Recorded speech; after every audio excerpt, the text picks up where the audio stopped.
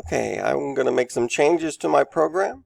I have not planned these out really in advance, but I wanted to try and add in some functionality here that won't take up a lot more of the screen. We're starting to get a lot of buttons on here, and there's a few more things that I'd like to do. So I'm going to try and make something that is going to let me open up some options and then hide them again. I'm going to start off with a new horizontal arrangement. This arrangement is going to stay steady on the screen and have the colors scroll inside of it. So I'm going to do a horizontal arrangement right up here. So be patient with me here. So this horizontal arrangement is going to be, I'm going to call this the master.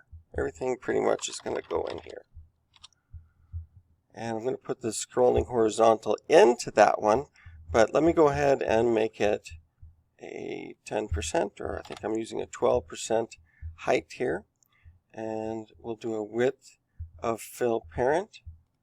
So everything's going to stay inside that, including the arrangement that I've got right now.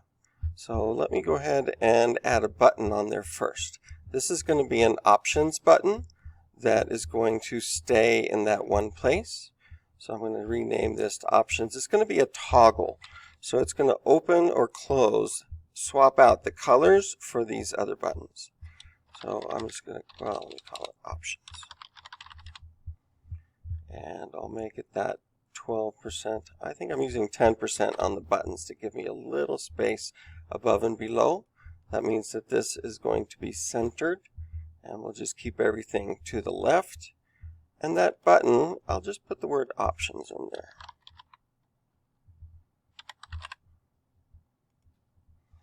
Okay, so now this scrolling arrangement can go inside of it.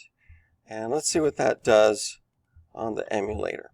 So that should keep the options button in place, and then everything else can scroll. So I'm going to make another scrolling arrangement, and that one's going to go inside, and it's going to swap out for the colors. So let me put that in there in just a second. Let's see if we're going to get an update here, and just make sure the option button stays in place, and then the colors should scroll.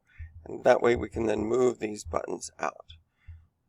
It takes a long time with the emulator, so I'm hoping that's going to pick up.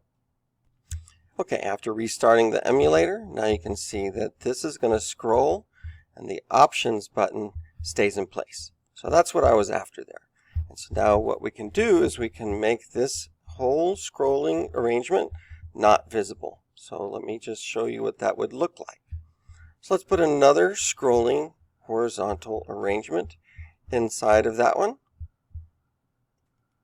And then this arrangement is going to have the option buttons in it. So